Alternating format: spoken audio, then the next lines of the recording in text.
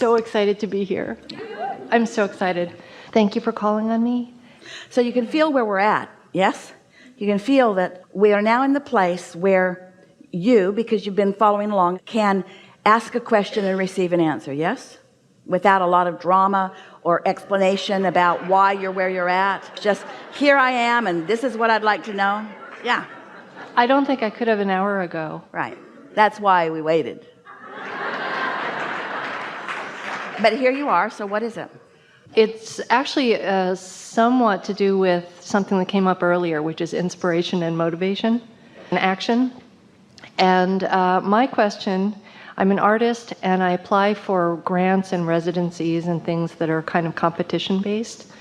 And first of all, I'm not really certain where my resistance is. I don't have a lot of clarity right now. Well, we are. You just said the words. It's competition based. And so since it's competition based, it's like you see this pie that you're splitting up and you have a shortage consciousness because you don't believe there's enough pie. And you've got a deservability issue because you don't believe you deserve the part of the pie that you want. And so that's why it's not working for you. Okay.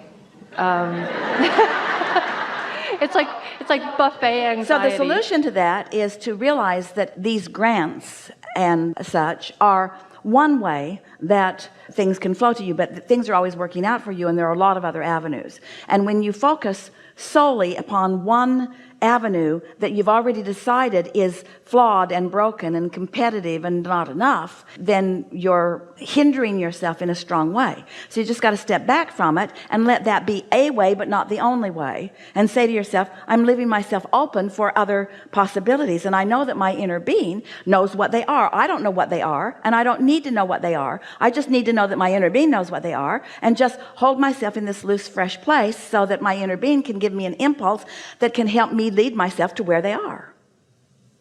There are so many people that have so much that they are wanting to play with you about. The world is awash in money. There are so many people that have more money than they have any sensible use for, but they want to be specific and valuable in what they do with their money. They don't want to waste it. They don't want to fritter it. They want it to be for something that matters. And so there are all kinds of people who have money that are a perfect match to those like you, who have a really viable, valid reason that you're wanting to co-create with them. And they don't need to go through some government agency or some other agency that's taking their share of it and using all kinds of warped reasoning in order to decide who gets what. The universe plays the game in a fair way. So as you acknowledge that all that money is out there and you are ready to be a recipient of some of it, and that there's plenty of it to go around, there's no shortage consciousness, and that it's just a matter of you following the treasure hunt by tapping into someone who knows where everything's buried, then off you go.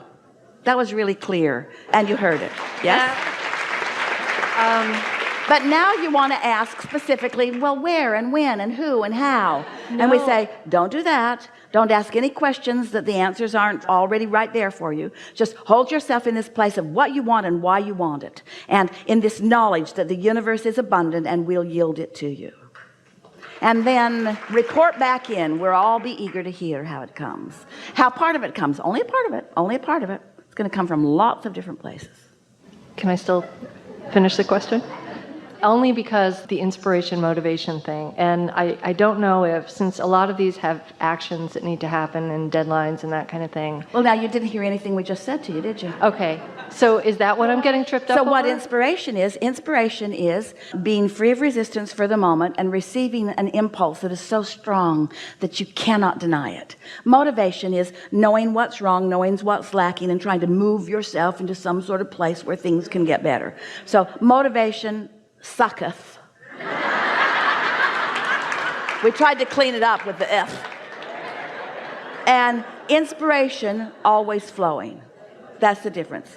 Motivation comes from your awareness of what isn't working. Inspiration comes from your realization that it's working and that you're eager to just let it show you the way that it works.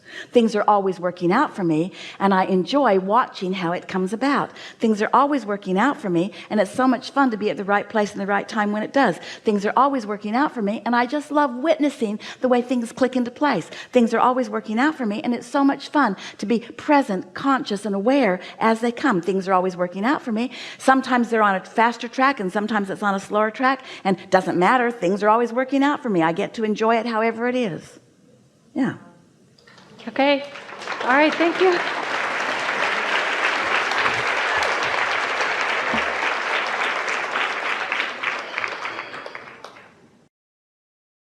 There is no exclusion in this universe of attraction.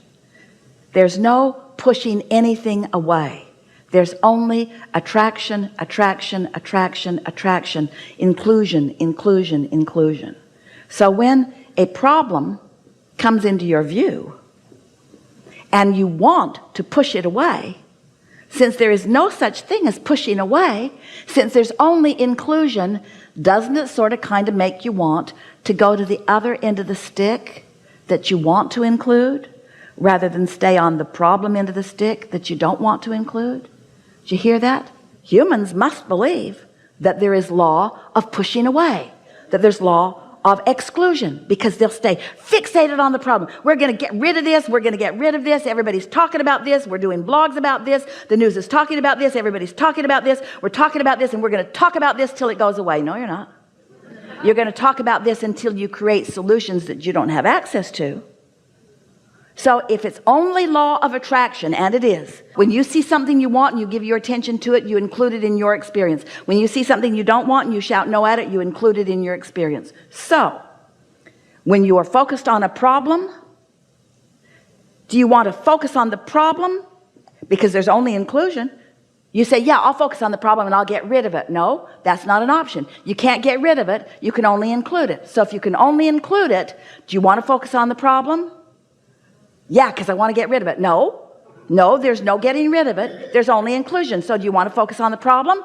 Yeah, because I really want to get rid of it. No, there's no getting rid of it. There's a problem and there's a solution, and it's only inclusion. So there's a problem. Do you want to focus on the problem? No, I want to try to focus on the solution and include that in my vibration. Do you hear it? That's the best conversation about law of attraction that has ever been, ever. Yeah. Really good.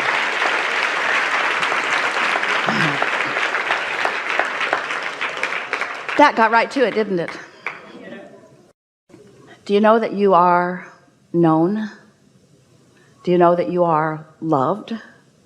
Do you know that you are seen? Do you know that you are in our awareness?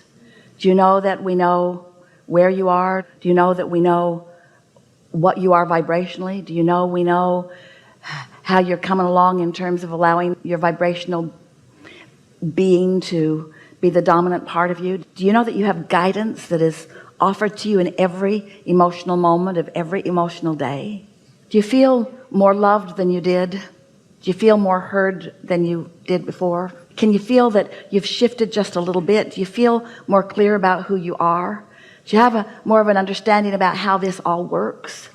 If that's the case, then this has been a very, what we want to call, successful gathering, an opportunity for all of us.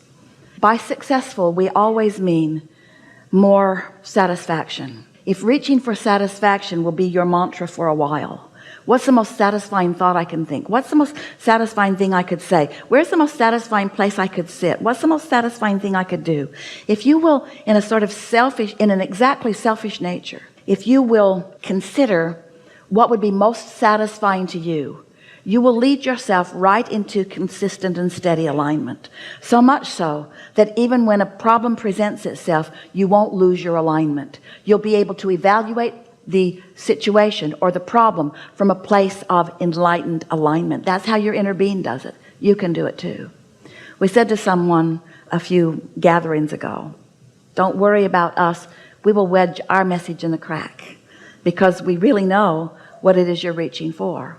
And then we said, and also don't worry about us because we've got you outnumbered. The well-being of your life is so much more than the pinched off version of it that some have managed to accomplish. And so the thing that we appreciate most about your willingness to come to a room like this, to a gathering like this, to play with us, is that in the process of the conversation, the words are helpful to some extent, but in the process of your sitting in the vibrational resonance of your own inner being, you are in a different vibrational place than you have been, which means life is going to be somewhat different for you than it was being. There's been a slight and in some cases a significant energy adjustment that you have allowed, that's always in the offering, but that you have allowed. And so our encouragement is that you just be aware of things that are a little bit different, of what you take to the table now that we've been here together, because what you're taking to the table now is more love. So people who have been a little defensive with you won't be as defensive, because they won't feel as much reason to be defensive with you. Those who haven't been listening to you as well, they'll respond differently to you, because there's something that's changed about you that they cannot consciously identify. They won't be able to tell you what's different, because it's a vibrational basis that is different. But we're asking you to notice it, because the noticing of that is some of the same benefit that we are asking you to notice as a result of your meditation.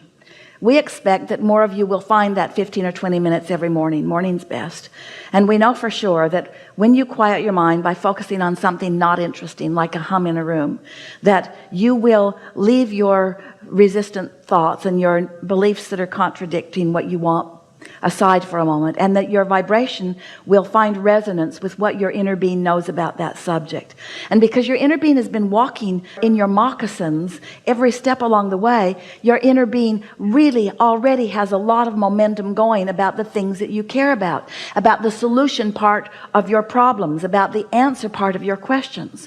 So in the same way that you're going to notice some differences today and tomorrow and the next day as a result of resonating in this energy for a little while, meditation's going to do that for you too. Meditation that you accomplish will accomplish more vibrationally than we accomplished in these 3 hours. And we got a lot done vibrationally here today. So what we're really asking is that you notice it. That's all. Because words don't teach. Just notice the results of the energy alignment. Just notice the results of it. And as you take notice of it, then when you sit to meditate, you'll be that much closer to letting in the well-being that is being offered to you. We do not want you to sit in meditation all day, every day. We're not asking you to quiet your mind. Your mind doesn't want to be quieted. That's why it takes a little bit of doing to focus and to get your mind to quiet. Law of attraction is keeping your mind active on the things that it's already been active about. And so the shifting of beliefs is a sort of slow process, even at its best. But even in the slow process that it is, as you notice the results of it, then you're going to be more likely to do it. And friends, it is a consistency of meditation. It's the willingness to get to that place where you receive those thoughts from source energy. That really is the answer to everything that you're looking for. We have adored this conversation today. We have taken thought together beyond that which has been before. We are eager for Esther to get her ears on it, because she's going to highlight at least 5 things that we've never said before, that as a result of who you are, you brought into the newness of this leading edge time and space. And for that, there are not enough words to express the appreciation that we feel for you. We want you to remember just a few things. Life is supposed to feel good to you. Life is supposed to be fun. You are supposed to feel good along this way. And it is our expectation that you're on the way to that.